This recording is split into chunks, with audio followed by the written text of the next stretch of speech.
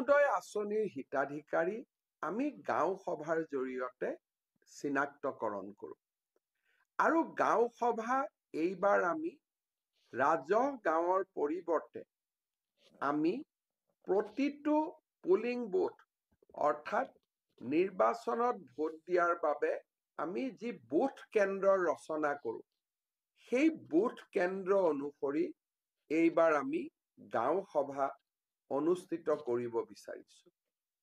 আজিৰে পৰা অৰ্থাৎ 15 ডিচেম্বৰৰ পৰা 28 ডিচেম্বৰ পৰ্যন্ত অৰুণোদয় হিতাধিকাৰী নিৰ্বাচনৰ বাবে গাঁও সভা অনুষ্ঠিত হ'ব।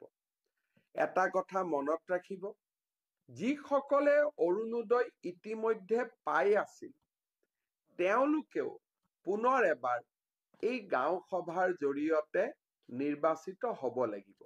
কাৰণ এইবাৰ আমি অৰুণোদয় আধাৰ আৰু ৰেচন কাৰ্ডৰ লগত সংযোজন কৰিম যাতে এই আঁচনিখনৰ স্বচ্ছতা সকলোৱে দেখিবলৈ পায়। কেতিয়াবা আমি অৰুণোদয় হিতাধিকাৰীক ফোন কৰোঁ যে আপুনি অৰুণোদয় পাই আছেনে? ফোনত কথা কোৱা মানুহজনে কয় মই অৰুণোদয় পোৱা নাই। পিছত গম পোৱা যায় যে একেটা ফোন নম্বৰে কেইবাজনো হিতাধিকাৰীয়ে ব্যৱহাৰ কৰাৰ বাবে এনেকুৱা পৰিৱেশ দেখিবলৈ পোৱা যায়। কিন্তু যেতিয়া আমি অৰুণোদয়ক ৰেচন কাৰ্ড আৰু আধাৰ নম্বৰৰ লগত সংযোজিত কৰিম তেতিয়া আমাৰ মনত কোনো ভয় আৰু শংকা নাথাকিব। সমগ্ৰ ভাৰততে আমি বুকু ফিন্দাই ক'ব পাৰিম যে অৰুণোদয় এখন স্বচ্ছতাৰে পৰিপূৰ্ণ আঁচনি। সেয়েহে ৰাইজ, যিসকলে অৰুণোদয় পাই আছিল তেওঁলোকেও যাতে গাঁও সভাত উপস্থিত থাকে। আৰু যিহেতু এইবাৰ প্ৰায় প্ৰতিটো সমষ্টিতে 8,000 পৰা 9,000কৈ অৰুণোদয় হিতাধিকাৰী বাঢ়িব, একোটা সমষ্টিতে 30,000ৰ ওচৰা-ওচৰি অৰুণোদয় হিতাধিকাৰী হ'ব।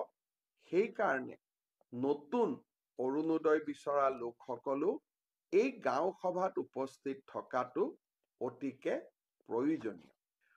অৰুণোদয় পাবৰ বাবে এখন বৈধ ৰেচন কাৰ্ড লাগিব।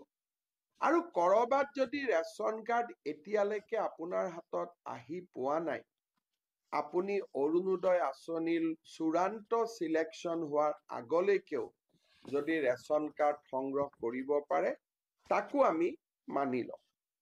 ইয়াৰ উপৰিও অৰুণোদয় আঁচনিত সদায় আমি বিধৱা মহিলা থকা পৰিয়ালক অগ্ৰাধিকাৰ দিওঁ। বিবাহ বিচ্ছেদিত মহিলা থকা পৰিয়ালক আমি অগ্ৰাধিকাৰ দিওঁ।